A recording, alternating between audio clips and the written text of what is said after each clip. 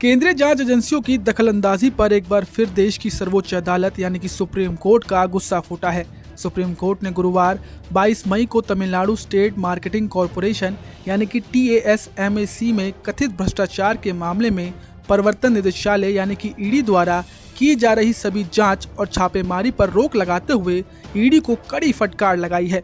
बता दें कि चीफ जस्टिस ऑफ इंडिया यानी कि CJI BR गवई और जस्टिस AG मसीहा की पीठ ने ईडी को फटकार लगाते हुए कहा कि केंद्रीय जांच एजेंसियां हाल ही के कुछ मामलों की जांच करते हुए सारी हदें पार कर रही है।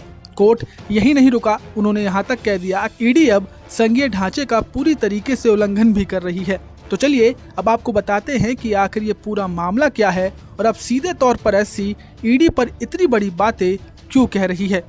दरअसल जानकारी के मुताबिक supreme court Madras high court के उस आदेश के खिलाफ तमिलनाडु सरकार की याचिका पर सुनवाई कर रहा था जिसमें 1000 करोड़ रुपए के कथित घोटाले में ईडी जांच को आगे बढ़ाने की अनुमति दी गई थी।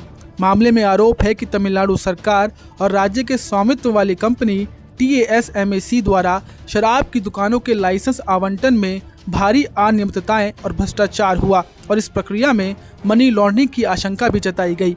ईडी ने इसी आधार पर राज्य में छापेमारी और पूछताछ शुरू की। मामला इसके बाद सर्वोच्च अदालत पहुंचा जहां सुप्रीम कोर्ट इस पर भड़क उठा। तमिलनाडु शराब दुकान लाइसेंस मामले में SC ने कहा कि अब ईडी ने सारी हदें पार कर दी हैं। जब राज्य सरकार की जांच एजेंसी इस मामले में कार्रवाई कर रही है तो ईडी को दखल देने की जरूरत नहीं। तमिलनाडु सरकार की ओर से पेश सीनियर एडवोकेट कपिल सिब्बल ने तो TASMAC की ओर से पेश वकील मुकुल रोहतगी और ईडी की ओर से पेश additional solicitor general SV Raju ने दलीलें रखी। तो आइए अब आपको बताते हैं कि कोर्ट रूम के अंदर क्या कुछ हुआ। कोर्ट रूम में सबसे पहले कपिल सिब्बल ने कहा कि राज्य ने 2014 से 2021 के दौरान भ्रष्टाचार मामले में शराब दुकानदारों पर 41 FIR दर्ज की।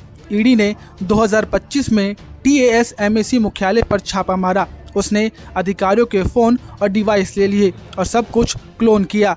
जिसके बाद CJI गवई ने बोला, ईडी की ओर से पेश additional solicitor general SV Raju ने पूछा कि TASMAC के खिलाफ अपराध कैसे बनता है। आप व्यक्तियों के खिलाफ तो आपराधिक मामला दर्ज कर सकते हैं, लेकिन निगम वकील रोहतगी ने कहा कि ईडी अधिकारियों के फोन की क्लोन कॉपी ले ली है, इससे उनकी निजता का उल्लंघन हो रहा है। इसके बाद सिब्बल बोले, कोर्ट को ईडी का फोन और डिवाइस से ले लिए गए डेटा का इस्तेमाल करने से रोकना चाहिए। इस पर CJI ने कहा कि कोर्ट ने पहले ही अंतरिम राहत दे दी है और आगे कोई निर्देश नहीं दे सकता। इसके बाद ASG SV राजू ने दावा किया कि यह 1000 करोड़ रुपए की धोखाधड़ी का मामला है, जिस पर CJI गवई ने बोला, राज्य पहले ही कार्रवाई कर रहा है, ईडी को अनावश्यक रूप से कोई जाँच करनी चाहिए, प्राइमरी क्राइम कहाँ है। इसके बाद SV राजू बोलते हैं, एक बड़ी धोखाधड़ी में नेताओं को बचाया जा रहा है। इस पर CJI ने कहा कि ईडी सभी सीमाएं पार कर रही है और देश के संघीय ढांचे का उल्लंघन कर रही है। तब ASG राजू ने कहा कि विस्तृत जवाब दाखिल करेंगे। अब आखिरी में आपको बता दें कि DMK के वरिष्ठ नेता RS भारती ने गुरुवार को कहा कि सुप्रीम कोर्ट द्वारा तमिलनाडु स्टेट मार्केटिंग कॉरपोरेशन के खिलाफ ईडी की जांच पर रोक लगाना भारतीय जनता पार्टी की उस रणनीति को करारा जवाब है जिसके जरिए वह राज्य की DMK सरकार को बदनाम करने की कोशिश कर रही है।